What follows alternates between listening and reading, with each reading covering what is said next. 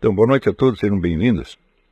Eu sei que muitos esperam que eu faça algum comentário sobre a situação política do Brasil no momento, e talvez até faça no fim da aula, mas antes eu queria explorar um outro assunto aqui, que a longo prazo, em termos mundiais, é infinitamente mais importante e de consequências mais amplas. A questão é a seguinte: no último século, o material disponível para os historiadores aumentou de maneira absolutamente formidável. Provavelmente a documentação que se reuniu nesse século é 100 vezes maior do que tudo o que se tinha recolhido até então. E isso, evidentemente, teve consequências muito profundas na interpretação do passado, portanto também na compreensão do presente e, de modo geral, na visão que se tem do tempo histórico, da ação humana, etc. Em duas áreas isso aí se manifestou de uma maneira muito impressionante, que foram na história das ciências e na história das religiões. Em ambos esses domínios, as novidades aparecem quase que semanalmente, e cada nova obra histórica que aparece, ela promete revolucionar todo o campo, e de fato o faz. Quer dizer que as revoluções se tornaram praticamente semanais. A nossa visão das coisas muda muito rapidamente. Então, isso tudo nos dá a impressão de que nós estamos compreendendo hoje muito melhor o passado histórico e, portanto, a evolução do conhecimento científico, a evolução do pensamento religioso, etc, etc. Essa impressão é muito disseminada entre os historiadores acadêmicos. Todos eles têm essa impressão. Tá? Hoje nós compreendemos que não sei o que, não sei o que, não sei o que. As frases desse tipo são muito correntes. E o reconhecimento do débito que tem para com a descoberta de novos documentos é também disseminada e geral. No entanto, essa impressão de que nós estamos compreendendo melhor o passado, em muitos casos me parece bastante enganosa, sobretudo no domínio da história das religiões. E vou explicar por quê. E vou dizer também por quê que eu acredito que uma enorme mudança, muito maior do que tudo isso, esteja para acontecer no domínio da história das religiões. Uma coisa é você fazer história de ações humanas, por exemplo, história da política, ou a história das guerras, etc, etc. Tá? Então você está lidando com um material que em si mesmo não é de ordem cognitiva, ele é de ordem das ações ou dos fenômenos. Outra coisa é você escrever a história de um conhecimento qualquer, por exemplo, a história das ciências. Você só consegue fazer a história das ciências porque você tem alguma ideia do que é ciência e você conhece os critérios científicos de separação da verdade e do erro, ou pelo menos do adequado e do inadequado. Hoje em dia, a própria noção de veracidade científica está bastante abalada, mas acredita-se, desde do advento do método de Karl Popper, o pessoal acha melhor falar em conhecimento adequado ou inadequado.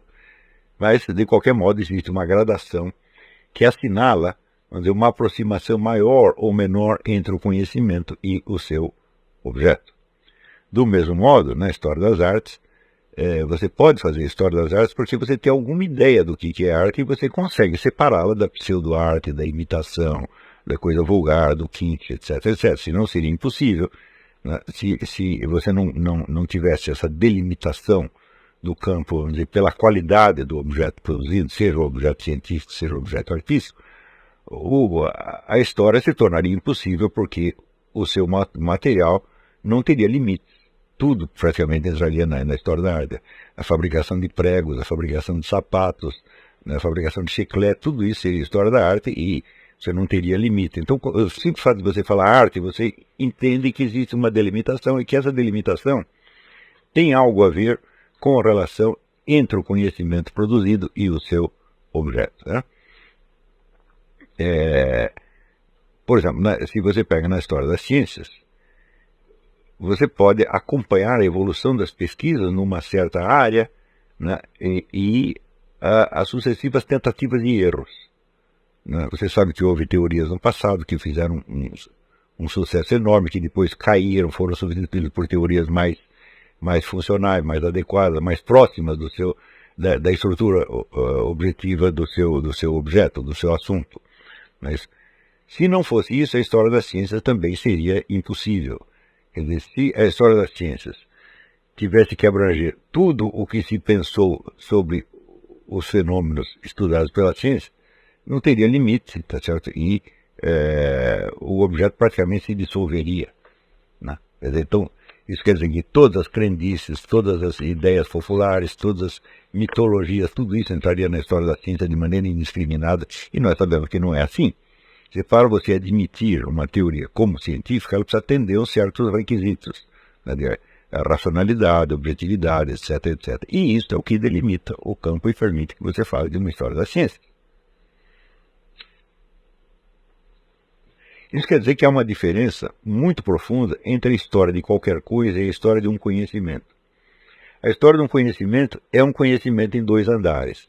Existe o conhecimento histórico que você tem a respeito daquele campo, e existe o conteúdo do próprio conhecimento que é estudado. Quer dizer, então, nós podemos distinguir aí, para usar os termos mais ou menos convencionais, nós temos o conhecimento histórico e temos o conhecimento historiado. Quer dizer, o de que esse conhecimento é conhecimento, né? Isso significa que os critérios do conhecimento historiado, critérios internos, e que por si mesmos não são históricos, têm de ser levados em conta pelo historiador para ele poder, pelo menos, delimitar o seu objeto. Porém, entre os dois níveis, entre o conhecimento histórico e o conhecimento historiado, existe uma diferença de nível ontológico que é absolutamente intransponível, né? Por exemplo, nós não podemos demonstrar uma equação matemática mediante a história da matemática. Tá certo? E também não podemos descobrir a história da matemática por meio de matemáticos. Isso é impossível. Então você tem aquela separação, aquele abismo entre domínios ontológicos, como falava Edmund Husserl. Ele dizia, não existe uma trigonometria dos leões e não existe uma biologia dos triângulos. Quer dizer, são domínios objetivamente separados, que correspondem não somente, vamos dizer, à delimitação de disciplinas científicas, mas correspondem, vamos dizer, às separações efetivas entre domínios da realidade. Quer dizer, são fronteiras absolutamente intransponíveis. Não há como você traduzir um no outro, nem o outro no um.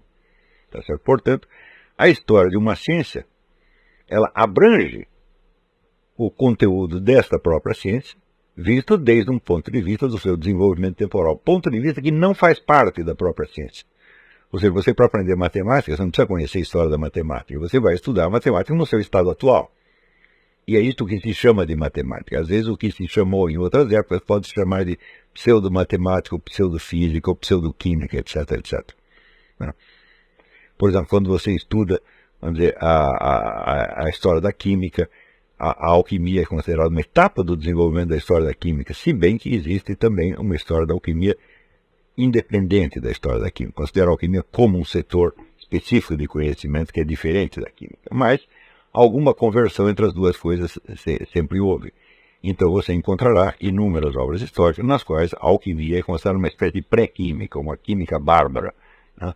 Ou uma química simbólica, qualquer coisa assim. Então, qualquer que seja o caso, a diferença entre o conhecimento histórico de uma ciência e a própria ciência, ele é intransponível. Tá certo? E jamais a história de uma ciência pode substituir a própria ciência. Não há como você fazer isso, né? Ou seja, a história das ciências pressupõe a existência de uma veracidade das próprias ciências. Veracidade que não depende da sua história. E muito menos depende do historiador que está contando a história. E essa verdade consiste numa relação entre aquela prática científica e o seu objeto. Uma relação que, às vezes, resulta num conhecimento mais sério, mais sólido, mais aprofundado, e às vezes fracassa. Tá certo? E a história pode narrar a sucessão das experiências e das tentativas que chegar a tais ou quais resultados, mas ela não pode substituí-la. Certo? Ora, por volta de 1880, surgiu na França um negócio chamado École Pratique d'Hautes Études, Escola Prática de Altos Estudos. onde tem lá uma divisão de ciências religiosas. E essa escola foi construída em cima das ruínas da antiga Faculdade de Teologia Católica. Foi fechada a Faculdade de Teologia Católica da Universidade de Paris e criou-se então a Escola Prática de Alto Estudo, na qual a divisão de ciências religiosas era uma parte. Evidentemente, ao haver essa mudança, houve uma troca de ponto de vista. É uma coisa você estudar o cristianismo desde o ponto de vista da teologia católica, outra coisa é estudar desde o ponto de vista da história das religiões, ou da sociologia das religiões, ou da psicologia das religiões, etc, etc, etc. E justamente, a partir desse momento, a história das religiões progrediu de uma maneira fantástica. Quer dizer, nós vemos, por exemplo, só desde a época que o Mircea Eliade publicou a sua famosa História das Crenças e Ideias Religiosas até hoje, só o que foi eu creio que foi mais ou menos 1950, uma coisa assim, quer dizer, já 70 anos depois da fundação dessa escola, só o que se descobriu desde então já é uma monstruosidade. Tá certo?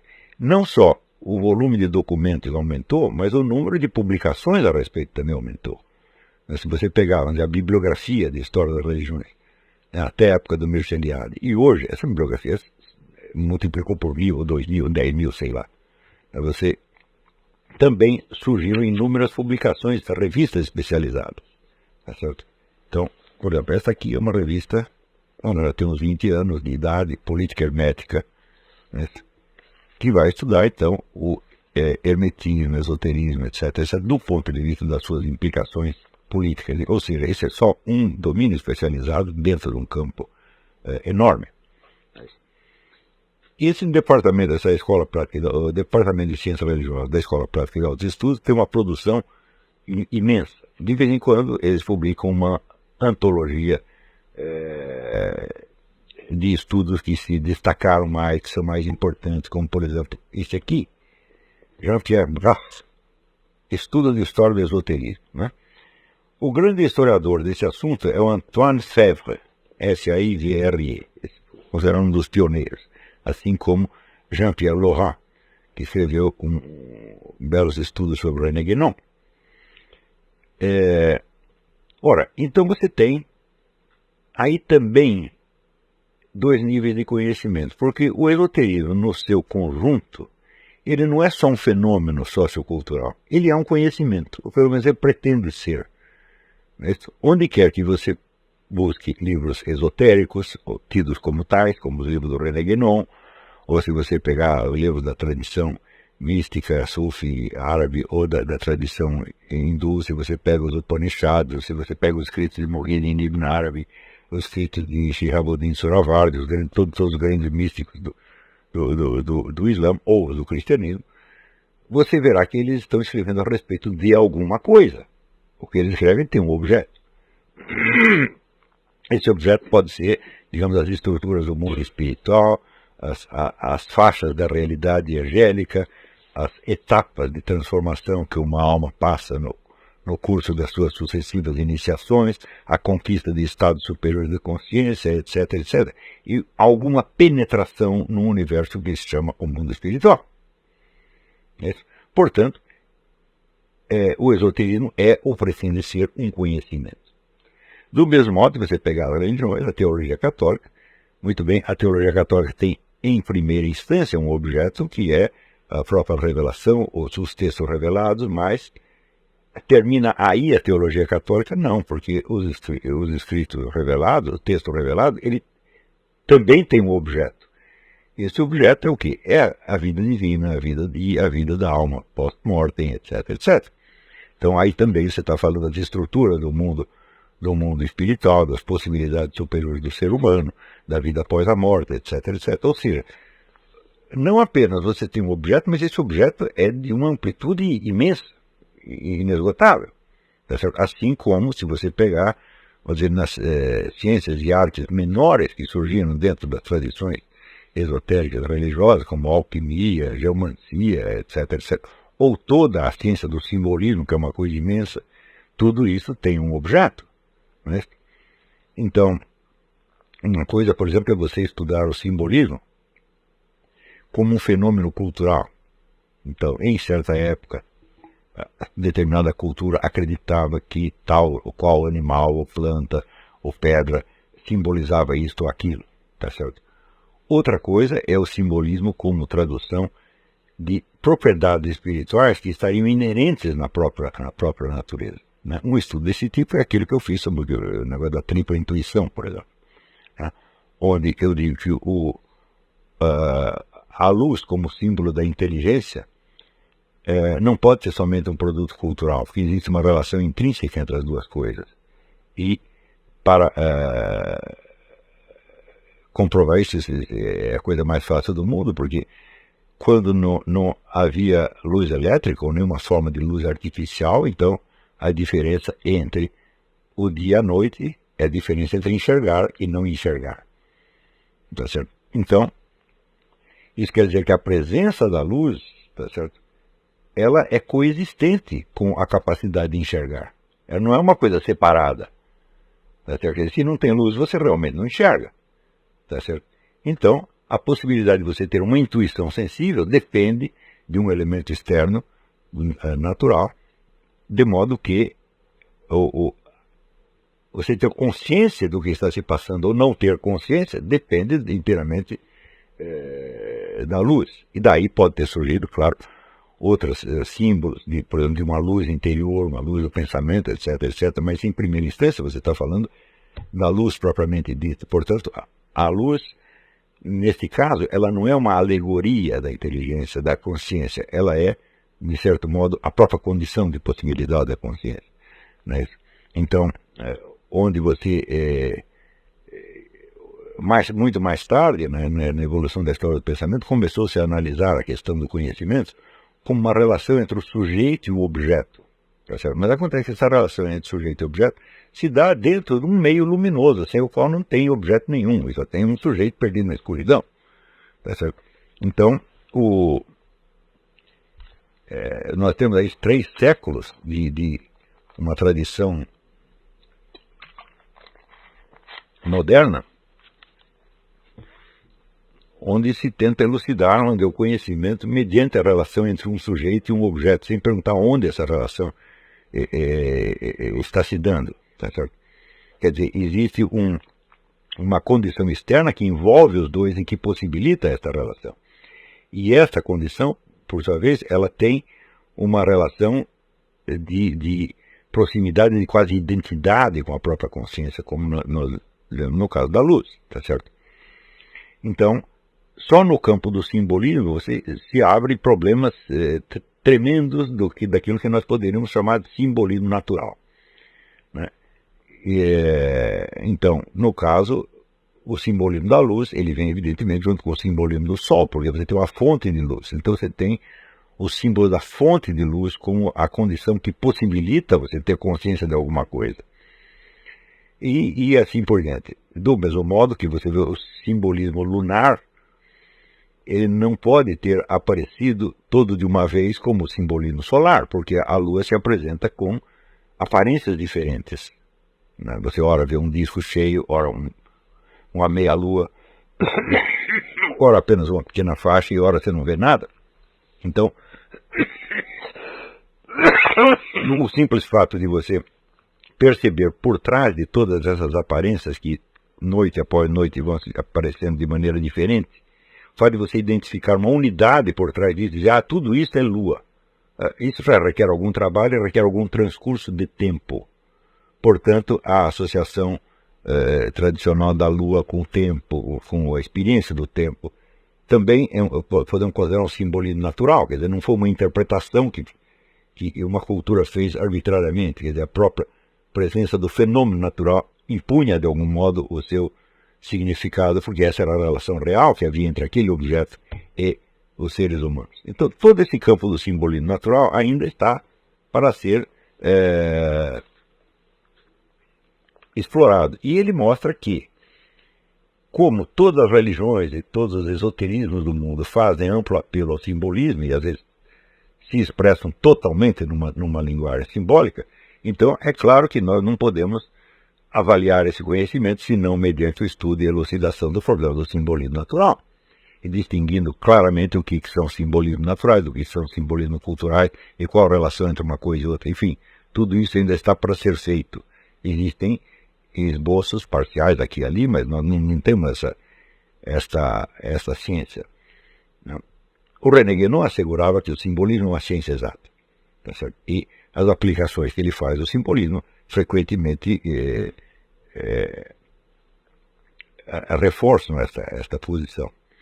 Também onde a ideia de uma doutrina metafísica que está por trás de todas as religiões e que é idêntica, eu tenho a impressão que essa é uma tese que já está mais do que comprovada. É só você pegar o livro do Whittle Perry, Treasury of Traditional Wisdom, e ele vai fazer uma coleção dos textos das várias tradições religiosas e esotéricas e mostrando que, desse ponto de vista, todos convergem. O que não quer dizer que sejam todos a mesma religião. Estou falando, elas têm uma metafísica que é idêntica. A metafísica que é? É uma noção da estrutura da realidade.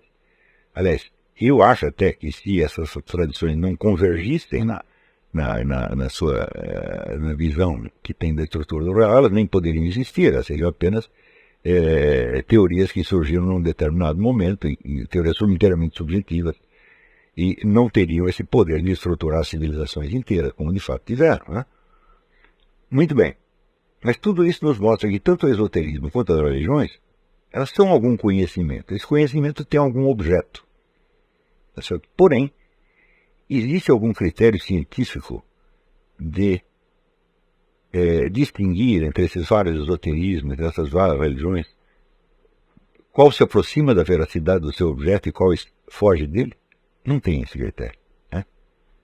Então, isso quer dizer, por exemplo, que um historiador ele pode ler o Evangelho, então ele vê a história de Jesus Cristo, a salvação, etc., etc., e depois ele lê textos gnósticos, onde diz que este mundo foi criado por havia uma criatura mítica chamada Sofia. A Sofia teve uma filha, essa filha malvada criou este mundo, tá certo? Só para sacanear.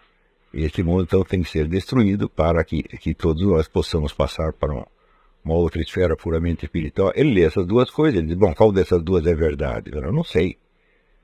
Mas, então, nós temos aí este fenômeno extraordinário. Quer dizer, que é a história de um conhecimento que ignora a veracidade ou falsidade desse conhecimento. Então, isso é como o que fosse uma história, a história das religiões, a história do esoterismo, é exatamente como uma história da ciência que ignorasse qualquer critério científico de avaliação das teorias científicas. Né? E este tipo de escrita que está sendo produzido em quantidade assombrosa em todo o mundo. Ou seja, isso é uma espécie de incompreensão organizada. Então, isso quer dizer que, para o sujeito praticar a história das religiões, ele tem que ser neutro em relação às religiões. Mas como pode ser neutro? O historiador das ciências é neutro em relação à ciência? Ou seja, para ele é indiferente uma teoria científica ser verdadeira ou falsa? Ele diz, não, eu estou aqui apenas contando a história, eu não vou tomar partido. Né? Por exemplo, você tem uma teoria geocêntrica e uma teoria heliocêntrica. Eu não tomo partido, eu não sei qual é verdadeira ou qual é falsa, eu simplesmente conto a história. E, bom, você pode ter isso até certo ponto, tá certo? Mas, com isso você perde totalmente a noção, vamos dizer, de uma evolução interna desse conhecimento. Quer dizer, qualquer desenvolvimento que a coisa tenha, seja no sentido do conhecimento, ou seja no sentido da ignorância, para o historiador é indiferente. Seria possível uma história da ciência assim? Não. Assim como também não seria possível uma história da arte que fosse indiferente à qualidade da arte realizada. Né? Então, estudaria, sei lá, Bach e o funk exatamente no mesmo nível. Né? E, portanto, vamos dizer, o objeto da história da arte se multiplicaria ao ponto de se tornar totalmente inabarcável. Quer dizer, qualquer jingle de televisão entraria dentro da história da música, por exemplo, tá certo? Ou qualquer rabisco feito por uma criança na escola entraria também dentro da história da arte, junto com Velázquez, Michelangelo, etc. Então, o objeto se tornaria absolutamente inabarcável, e é exatamente isso que acontece com a história do esoterismo e a história das religiões. O objeto é inabarcável. Né? E o objeto sendo inabarcável, Isso quer dizer que você perde de vista completamente as estruturas gerais. Você entra num colecionismo de dados onde você está completamente perdido como cego em tiroteio. Por exemplo, agora está fazendo muito sucesso esta história, Medieval Christianity, de Kevin Madigan. Este homem ele começa o livro reconhecendo a dívida dele com as descobertas de documentos e fontes primárias dos últimos 50 anos, né? E ele nem trata com essas fontes primárias, ele trata somente com as obras históricas que já aproveitaram essas fontes primárias, e mesmo assim o material é inabarcável, né? Mas ele diz, entre as descobertas que nós fizemos, é de que, por exemplo, as escolas, o cristianismo herético, ele não é uma coisa que surgiu depois do cristianismo. Quer dizer, tinha um cristianismo originário, autêntico, etc. E daí surgiram versões heréticas. Dizem, em muitos casos foi o contrário. Quer dizer, a interpretação herética apareceu primeiro. E só depois a igreja reagiu contra aquilo, criticou e acabou, às vezes, desmoralizando certas correntes heréticas, às vezes coexistindo com elas. Nós não podemos esquecer que o Friedrich Hayek, naquele livro maravilhoso, História Intelectual da Europa, ele mostra que todas as heresias que pareciam ter sido superadas ao longo do tempo, que elas continuaram existindo e nos mesmos lugares onde apareceram, até hoje. Tá certo? Então, do ponto de vista do historiador que se pretende neutro, tudo isso para ele é cristianismo. No mesmo nível. E isso quer dizer que se o mundo é como o cristianismo da igreja o descreve, ou como os gnósticos o descrevem, é uma coisa que está para além da capacidade do historiador, e esta incapacidade se transforma, curiosamente, numa ilusão de superioridade. Quer dizer, ele tem um ponto de vista histórico que é superior ao dos personagens considerados católicos e gnósticos. Mas é claro que essa superioridade, essa visão abrangente, ele está dizendo assim, como se a cada escola só encara as coisas da sua própria maneira, mas eu consigo enxergar as duas. Então, portanto, eu estou num ponto de vista superior e mais abrangente. Acontece que esse ponto de vista superior e mais abrangente é constituído inteiramente da ignorância do objeto do qual as várias correntes estão falando e da absoluta impossibilidade na qual o historiador se encontra de testar os conhecimentos internos de um e de outro, para saber se é assim ou se é assado. Isso quer dizer que a confrontação entre as teologias ou entre as teorias esotéricas e religiosas, ela é, vamos dizer, uma briga da qual o historiador foge. Mas a pergunta é, até quando conseguirá fugir? E o que acontecerá quando os historiadores perceberem que o que eles estão contando é a história de uma fantasmagoria e não a história da realidade? Quer dizer, você imagina, por exemplo, como seria você contar a história de Otelo, Iago e Desdémona sem você ter a menor condição de julgar moralmente o que eles fizeram? Contem de maneira neutra essa história. É impossível. Se você não percebe que Desdémona está inocente, que Iago está de sacanagem e que o Otelo é um cretino, você não entende a história. Então, algum partido nessa história você tem que tomar. Porque alguém tem razão e alguém não tem. Alguém disse a verdade e alguém mentiu. Do mesmo modo que nas teorias científicas alguém disse a verdade, alguém errou. E também no domínio esotérico religioso, alguém disse a verdade e alguém errou. Ou alguém mentiu, alguém inventou. Quer dizer, porque aí se mistura, vamos dizer que tanto no mundo científico quanto no mundo esotérico religioso, o erro e a mentira às vezes se confundem de uma maneira absolutamente alucinante. Porque é preciso levar em conta aquele famoso fator do Léo Strauss, que é o da linguagem cifrada. Quer dizer, camaradas ou líderes esotéricos, líderes religiosos, filósofos, etc., que não queriam que as pessoas compreendessem o que eles estavam dizendo. Queriam escrever somente para uma elite que tinha, de certo modo, a chave da coisa. Isso acontece, por exemplo, nos livros de alquimia, né? Eu mesmo dei um curso anos atrás sobre como se lê um livro de alquimia, né? Então, isso aí faz mais de 20 anos atrás. Mas, então eu tinha um método, mas eu não tenho certeza se o meu método é universalmente aplicável. Aplica-se em certos casos.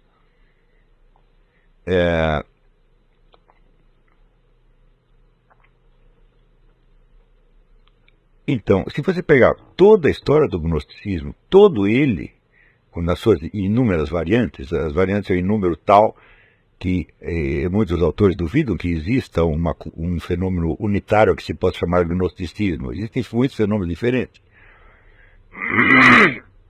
Mas todas as escolas gnósticas, sem exceção, elas dizem que estão falando para uma elite de privilegiados, uma elite de iniciados e não para qualquer um. Então não é para qualquer um entender. Então, muito bem, aqui surge a pergunta. O conhecimento que você está transmitindo, ele é tão elevado, tão sublime, que a maioria não vai poder entender de jeito nenhum, mesmo que você o explique, ou, ao contrário, você o está camuflando numa linguagem propositadamente cifrada para que as pessoas não cheguem lá. E terceiro, pode haver uma mistura das duas coisas. Né? No caso, vamos dizer, da disputa entre gnosticismo e catolicismo, nós podemos dizer que o gnosticismo inteiro já é impugnado por uma frase de Jesus que diz: eu nada ensino em segredo. Se ele diz que nada ensino em segredo, então não tem sentido o neguinho dizer: não, aqui eu recebi uma mensagem secreta de Jesus Cristo e estou transmitindo. Porque ele disse que não passou mensagem secreta para ninguém, então acreditamos nele, acreditamos em você. Mas, mesmo isso pode ser infinitamente tergiversado. O fato é que a confrontação entre as várias teorias esotéricas, místicas, religiosas, etc., é uma coisa que nem começou ainda. Claro que esta é a questão mais importante da humanidade. De todas essas pessoas que dizem ter tido acesso a mundos espirituais superiores, ao conhecimento de Deus, ao conhecimento dos anjos, etc., etc., quem disse a verdade e quem mentiu? O que é verdade e o que é erro? Não existe a menor condição de estudar isso hoje. Então nós estamos contando a história de coisas que nós estamos confessando que não entendemos absolutamente. E curiosamente, esse fato de não entender é considerado um sinal de um ponto de vista superior e mais abrangente. Então, é uma espécie de neutralidade do ignorante. Eu estou sendo neutro, por quê? Porque eu não estou entendendo absolutamente nada dessa história, então eu vendo o peixe pelo preço que eu comprei. Isso é o que os historiadores estão fazendo, e toda esta imensa produção historiográfica das últimas décadas que tem suscitado inúmeras reinterpretações do cristianismo, do budismo, do Raigoparta, né? Ela não está avançando um passo na nossa compreensão desse fenômeno. Nada. Está aumentando a confusão. Não é isso? E você vê, praticamente toda semana aparecem reinterpretações do cristianismo baseadas nas hipóteses mais esdrúxulas e extravagantes, mas sempre conquistam um público. Mais ainda, estas investigações, essas teorias, elas inspiram obras de ficção, no romance, no cinema, no teatro, etc., etc. E isso repassa para o público e constela todo um novo imaginário. E esse imaginário, para essas pessoas, equivale de algum modo a um tipo de religião. Vocês viram o mundo de confusão em que nós estamos entrando, graças ao maravilhoso trabalho dos historiadores da religião, historiadores do esoterismo, etc., etc., etc. Então, vai chegar um dia em que esses vários objetos, esses vários conhecimentos historiados terão que ser julgados. E para isso você terá que ter, vamos dizer, um critério de avaliação. Existe esse critério? Não. Porém, eu acredito que é possível chegar a um. E esse critério só pode tomar, vamos dizer, isso aqui seria um critério absolutamente de validade universal, teria que tomar o seguinte rumo. Todo conhecimento de tipo esotérico ou religioso é um conhecimento não de um objeto que está, vamos dizer, ao alcance do ser humano, mas um objeto que o transcende e o abarca. Isso é a premissa número 1. Então, por exemplo, vamos supor, eu sou um gnóstico, se eu estou raciocinando do ponto de vista gnóstico, eu tenho de acreditar que existem níveis superiores de existência. Existe um mundo espiritual muito superior a este mundo no qual eu mesmo existo e que, de algum modo, eu posso chegar lá. Chegar lá não quer dizer que eu vou dominar intelectualmente todo este mundo espiritual, porque eu próprio serei transfigurado no curso da minha ascensão. Né? Portanto, é um conhecimento cujo objeto transcende o seu sujeito. Isso é premissa número 1. Isso é assim no catolicismo, no budismo, no hinduísmo, no gnosticismo.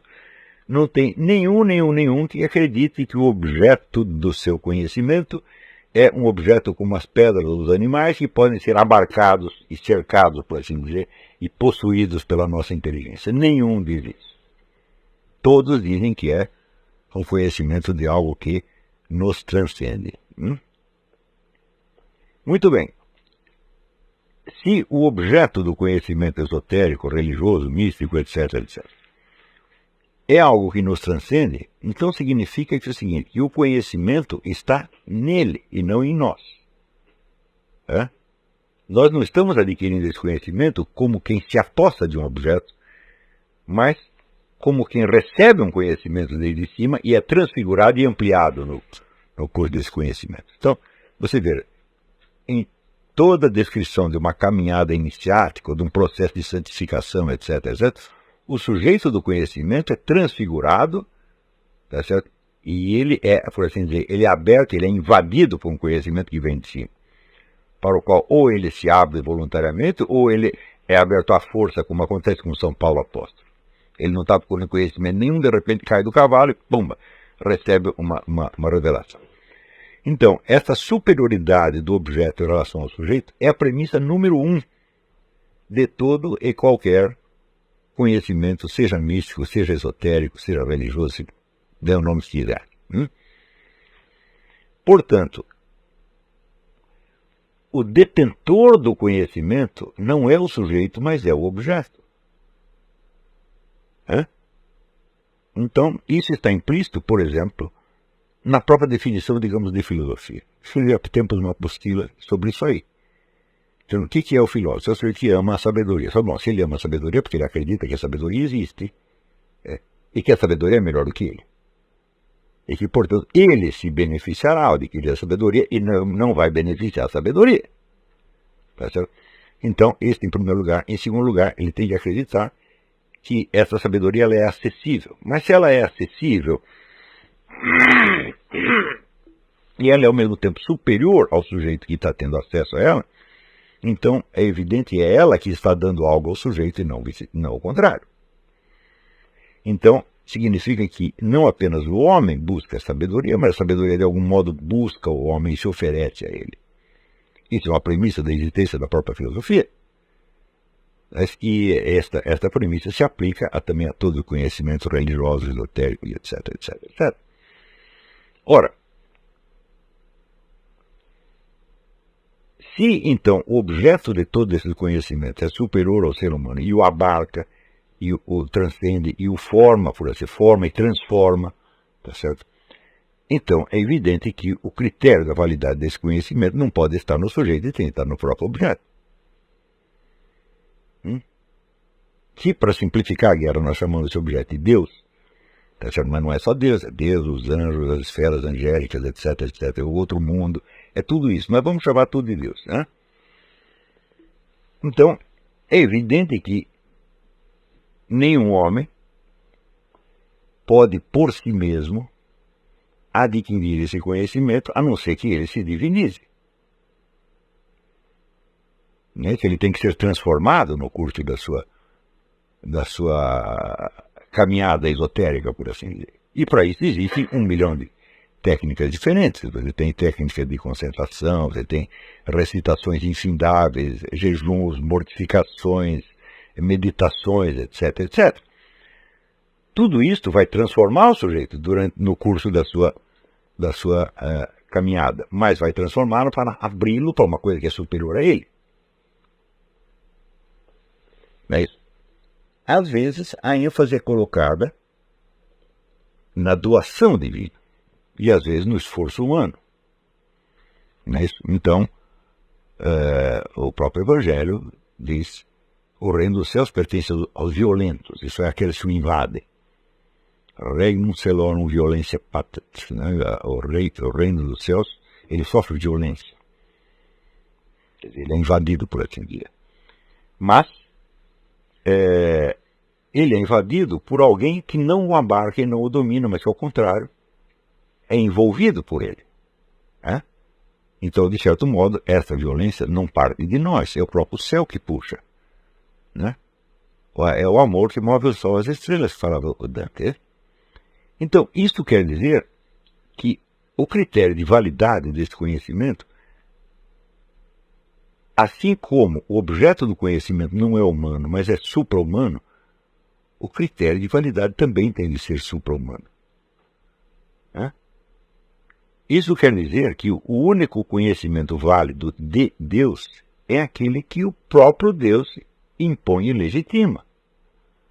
Aquele que o homem buscou por si mesmo é relativo, tanto é relativo que existem milhares de versões, e as pessoas discutem há milênios e não chegam a conclusão alguma. Portanto, quando chegar o dia em que os historiadores da religião, do esoterismo, etc, etc, se tocarem de que eles não podem continuar contando uma história que eles não compreendem, e que eles vão ter que achar um critério de validade para separar entre os seus vários objetos, os mais válidos dos menos válidos, os mais verdadeiros dos menos verdadeiros, eles vão ter que fazer a seguinte pergunta: onde, no meio de todo esse florescimento de teorias e de técnicas e de caminhos espirituais, etc., onde foi que o próprio Deus se manifestou independentemente da busca humana? E aí, nós só temos 3 respostas. A primeira resposta é a revelação. Mas acontece que a revelação se registra num papel e em seguida se torna objeto de controvérsia e de interpretação, e a controvérsia não termina mais. Portanto, neste ponto, a revelação não nos ajuda muito. O segundo critério são as aparições. É daquilo que o próprio Deus falou para fulano. As aparições têm um problema. Elas só aparecem para quem elas aparecem. E você depende, então, do testemunho, né, do visionário. Que pode ser, sei lá, as meninas de Fátima, ou Emmanuel Chegatácia, qualquer outro. Você depende do testemunho deles. O testemunho pode ser mais confiável, menos confiável. Por exemplo, alguns testemunhos são atestados por toda uma vida de santidade, mas como, por exemplo, a irmã Lúcia de Fátima. Mas mesmo assim, você pode dar um testemunho altamente confiável, mas não nos dá uma certeza científica. E o terceiro critério são os milagres. Só tem esses 3 critérios, não tem mais nenhum. Então, isto quer dizer que qualquer história das religiões, do esoterismo, etc., etc., que não leve em conta a existência dos milagres, não sabe do que está falando, por mais meticulosa e científica que seja. Ou seja, eu estou contando uma história de personagens que eu não entendo absolutamente. Um diz uma coisa, outro diz outra, e eu vou contando aqui por ordem cronológica, tá certo?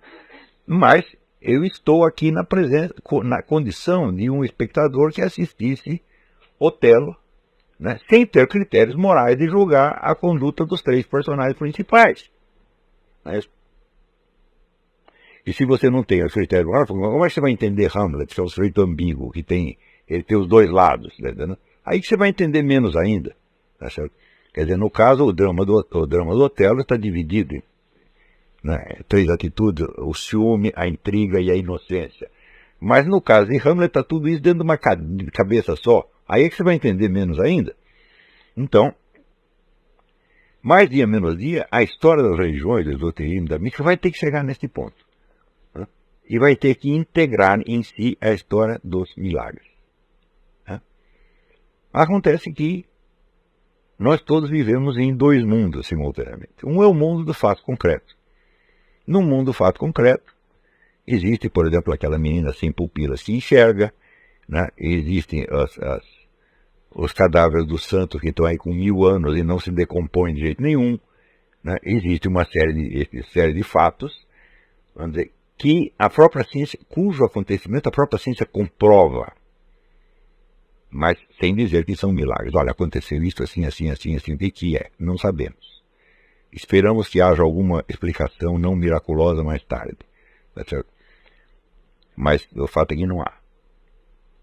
Existe o caso de inúmeras hóstias que sangram, enfim, examinadas em laboratório, mostram lá células pulsando, tá certo? Isso aí acontece a 3x2. Tudo isso acontece no mundo dos fatos concretos. Mas não acontece no mundo científico. Por quê? Porque esses fatos não podem ser abrangidos por nenhuma teoria científica abrangente. Então, eles fazem parte do mundo real, mas não fazem parte do mundo científico. Mas acontece o seguinte, que esses são os fatos mais importantes, né? Porque esses fatos, eles é que estão, vamos dizer, na fronteira entre o universo físico conhecido e o que pode haver para além dele. O que pode ser mais importante? Nada. Então significa o seguinte: os fatos mais importantes estão fora do domínio científico. Tá? E eu me pergunto quando que os milagres poderão ser inseridos na perspectiva científica. Não no sentido de que a ciência, com os seus métodos, dará a explicação deles, mas de que a ciência se adaptará a uma ordem de fatos que transcende o seu método, mas que tem que ser aceito como tais. Me parece a coisa mais absurda do mundo que você não aceita o fato porque você não tem uma explicação para ele. Porque isso pressupõe que a explicação precede todos os fatos. E isso aí, se fosse realmente assim, não poderia ter existido jamais ciência alguma, porque nós teríamos que compreender todos os fatos antes de conhecê-los. Tá certo que é impossível. Então, mais dia menos dia, essa questão dos milagres vai ter que ser inserida na perspectiva científica e ela certamente vai mudar toda a estrutura do mundo científico conhecido e, sobretudo, o mundo da história das religiões. Né? Quando isso vai acontecer, eu falo, eu não sei. Mas eu sei que está chegando, a coisa está chegando naquele ponto de a acumulação dos fatos, né, produz uma espécie de acúmulo de contradições intoleráveis, da qual o espírito humano só sai quando ele dá um salto e tem uma intelecção superior. E nós estamos chegando, eu acredito que no mundo da história da religião, nós já estamos chegando nesse ponto. E isso, certamente, isso seria a maior revolução cognitiva de todos os tempos. Quando isso vai acontecer, eu falo, não sei, mas eu estou fazendo a minha pequena parte, empurrando, né? Mas, olha, quando é que vocês vão levar em conta esses fatos? Que não são apenas fatos, eles são o próprio critério de avaliação do seu objeto de conhecimento. E se você não aceita esses fatos, fala, não há outro critério. Você pode haver um critério puramente humano, ou puramente científico, de distinção entre a verdade e o erro no domínio religioso e esotérico? Óbvio que não. Isso só é possível naqueles domínios onde o conhecimento humano transcende o seu objeto. Não é isso? Quer dizer, eu compreendo, por exemplo, uma pedra. Por quê? Porque eu posso relacioná-la com inumeráveis outras pedras. Quer dizer, eu tenho todo um tratado de mineralogia, eu sei onde aquela pedra específica está, portanto o meu conhecimento a transcende. Né? Mas, no caso religioso, não existe isso.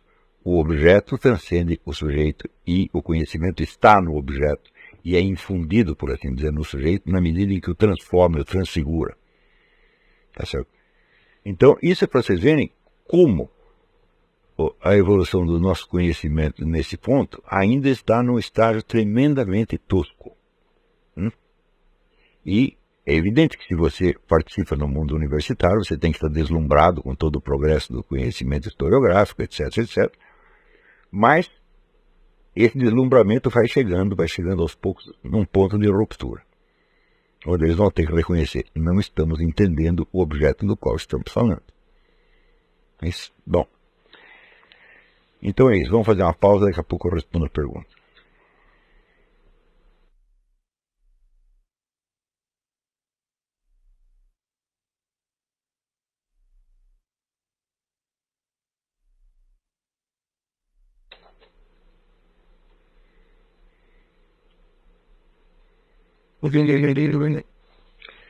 Então vamos lá.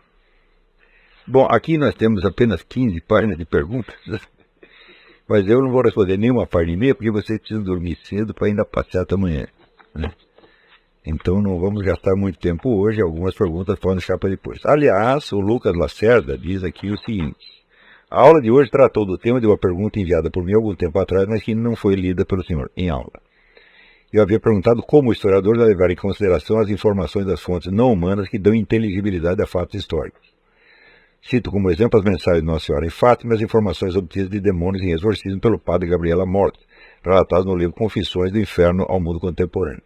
Deu muito bem, eu me lembro claramente da sua pergunta, eu não a li em aula, mas isso não quer dizer que eu não dei importância a ela, tanto dei que dei uma aula inteira. Muitas vezes, muitas aulas que eu dei foram inspiradas por perguntas, são respostas a perguntas. Às vezes não dá para responder na hora, eu respondo 15 ou 20 aulas depois, então evidentemente eu não lembro mais quem fez a pergunta, mas a resposta está aí, isso aconteceu e vai continuar acontecendo. Por isso, se eu não respondo a sua pergunta na hora, né, não fique chateado, porque pode vir a resposta numa outra aula, né? Aliás, só o fato de ter aqui 15 páginas de perguntas, né?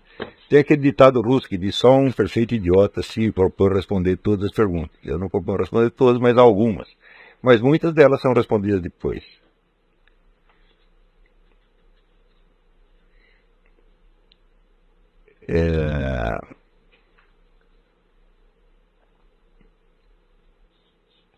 Aqui, Hélio Souza pergunta: em que medida seria correto afirmar que o próprio conhecimento desenvolvido no âmbito da matéria pela física quântica não se aproxima do problema epistemológico apresentado em relação aos milagres? Com certeza, a física quântica levanta problemas que estão infinitamente acima da capacidade explicativa da própria física quântica.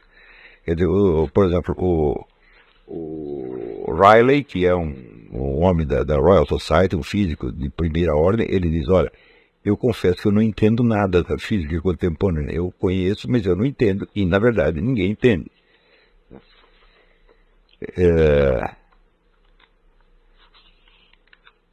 Que João Silf Neto. O Papa Francisco tem se comportado de modo estranho na condição da Santa Igreja. Seria ele um agente coordenado da esquerda mundial que finalmente chegou ao domínio da Igreja?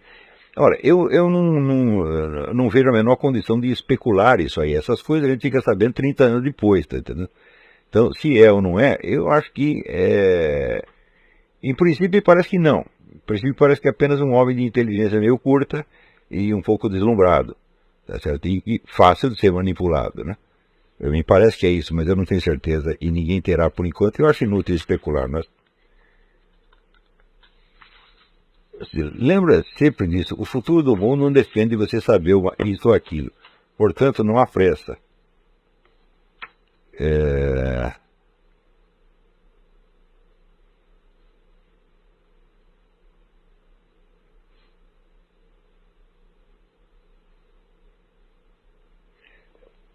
Andy Run pergunta. Não. Anderson Bortolai. Tudo que o senhor disse na aula de hoje sobre a história do esoterismo e a veracidade dos estudos é exatamente o assunto que me detém há anos. Esse é o meu objeto de estudo. Sobre esse assunto, o senhor cita muito o Guénon.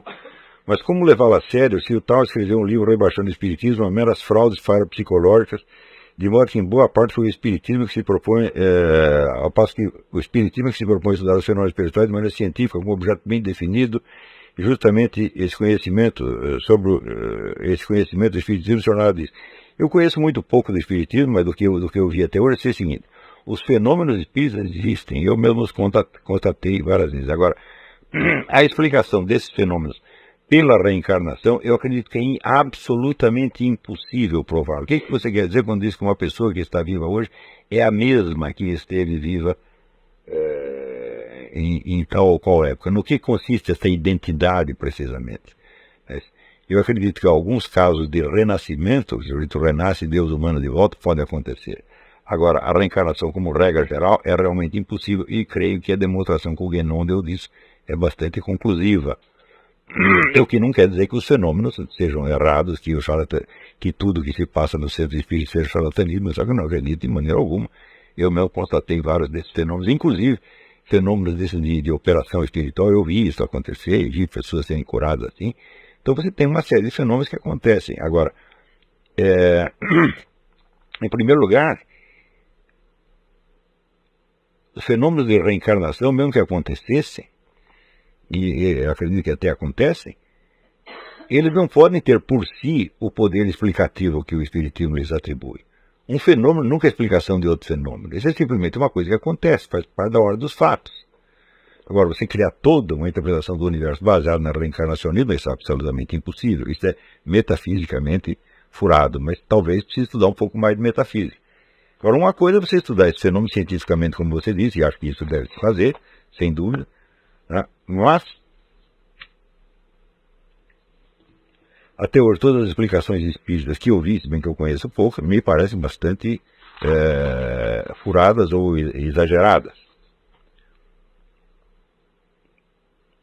Daí ele fala da projeciologia. Fala, bom, projeciologia também é a mesma coisa. Né? Você vê, o Valdo Vieira passou a vida coletando fenômenos de projeção, viagem astral, etc, etc. Quer dizer, a massa de informações é tão grande que você negar a existência desses fenômenos é absolutamente impossível. Tá certo?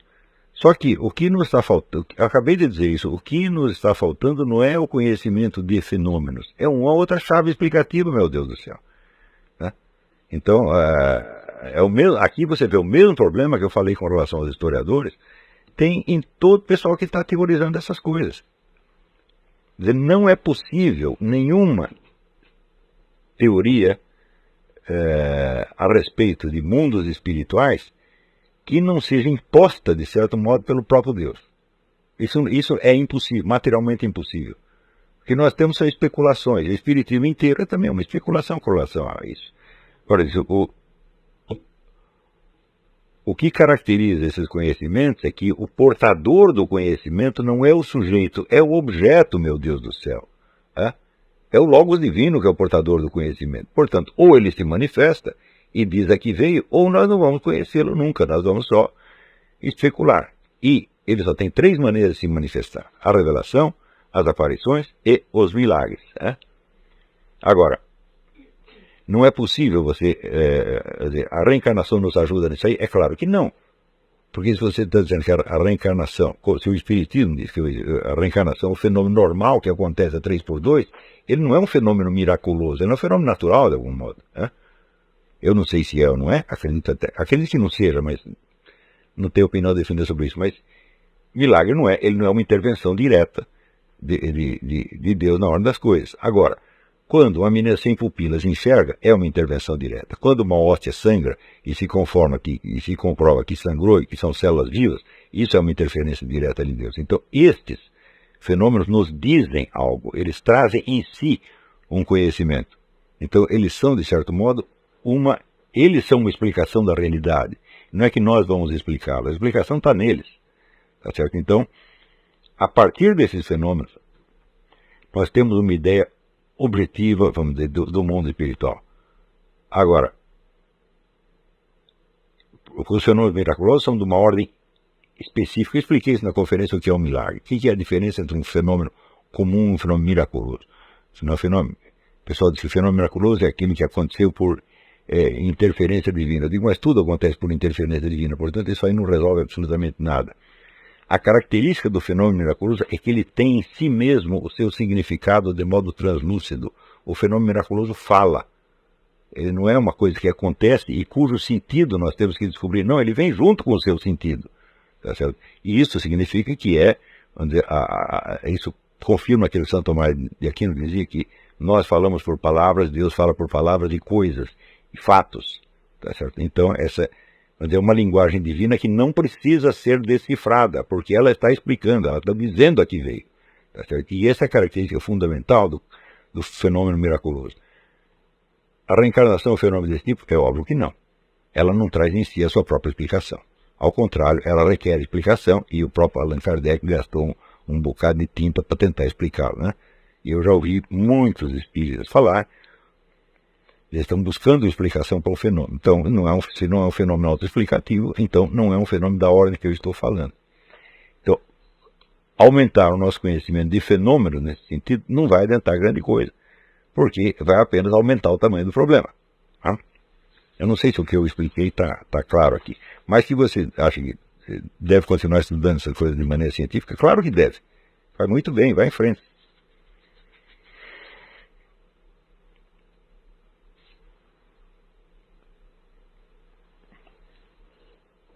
Veja, as experiências de viagem astral, fora do corpo, etc, etc. Tudo isso não é miraculoso. Hein?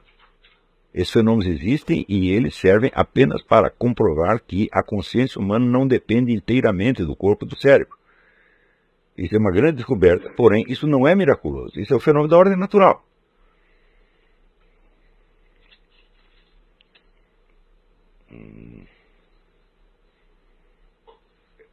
Raul Vieira Nogueira. Espero que tenha melhorado a pneumonia. Sarei já, obrigado. Peço indicações bibliográficas sobre a história do gnosticismo e do esoterismo. Olha, eu tenho aqui duas. Essas obras são importantes. Isso aqui é uma coletânea de ensaios que dá uma ideia do estado atual, do status questiones, pelo menos no ambiente francês. Jean-Pierre Brach, B-R-A-C-H, Estudos de História do Esoterismo. Existe esta grande obra de síntese de Pierre Riffard, do esoterismo, né? É uma antologia do esoterismo ocidental. Ali você tem também o status questiones de maneira mais ampla. Né? E esse aqui do mesmo autor sobre o esoterismo não ocidentais. Eu acho que essas duas obras, elas lhe dão toda a bibliografia de que você pode necessitar para você ter ideia da amplitude desses estudos hoje. Mas esse conjunto de estudos nos leva justamente a este beco sem saída que eu expliquei aqui hoje.